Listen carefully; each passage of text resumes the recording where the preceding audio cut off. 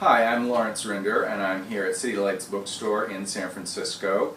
And I'm reading today from The Two Towers, which is part of the Lord of the Rings trilogy by J.R.R Tolkien, which was banned for a couple of reasons. In some instances, it was banned because of the fact that some of the characters smoke, in this case in particular a pipe.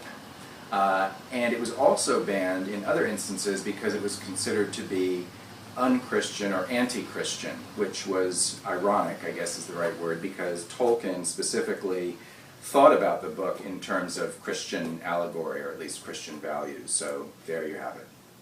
All right, I'm going to read a very short section from chapter 4 of The Two Towers. And we join our characters, Merry and Pippin, who are hobbits, and they are traveling through the woods. They climbed and scrambled up the rock.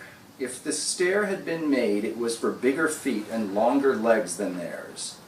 They were too eager to be surprised at the remarkable way in which the cuts and sores of their captivity had healed and their vigor had returned. They came at length to the edge of the shelf almost at the feet of the old stump.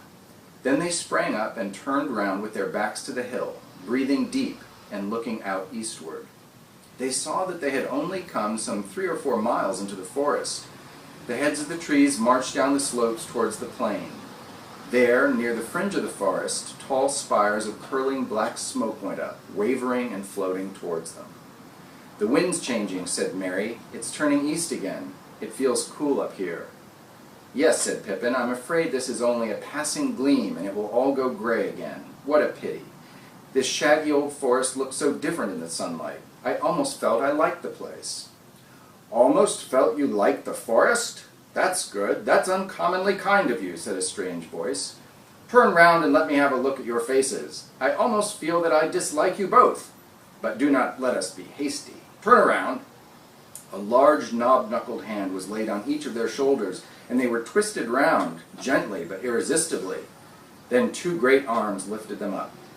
They found that they were looking at the most extraordinary face. It belonged to a large man-like, almost troll-like figure, at least 14 foot high, very sturdy, with a tall head and hardly any neck.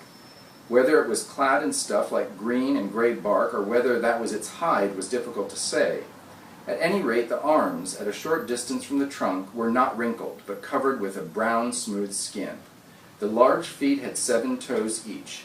The lower part of the long face was covered with a sweeping gray beard, bushy, almost twiggy at the roots, thin and mossy at the ends, but at the moment the hobbits noted little but the eyes. These deep eyes were now surveying them, slow and solemn, but very penetrating.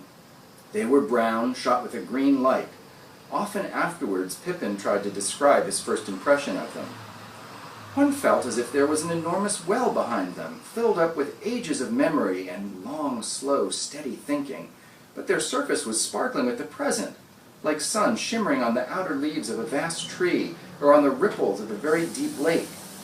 I don't know, but it felt as if something that grew in the ground, asleep you might say, or just feeling itself as something between root tip and leaf tip, between deep earth and sky, had suddenly waked up, and was considering you with the same slow care that it had given to its own inside affairs for endless years.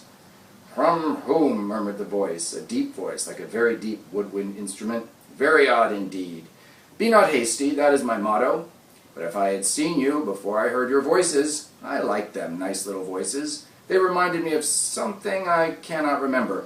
If I had seen you before I heard you, I should have just trodden on you, taken you for little orcs, and found out my mistake afterwards. Very odd you are indeed, root and twig. Very odd."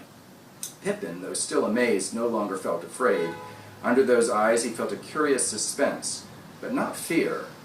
"Please," he said, "who are you, and what are you?" A queer look came into the old eyes, a kind of wariness. The deep wells were covered over. Now," answered the voice. "Well, I am an Ent. Or that's what they call me. Yes, Ent is the word. The Ent I am, you might say, in your manner of speaking. Fanghorn is my name, according to some. Treebeard, others make it. Treebeard will do."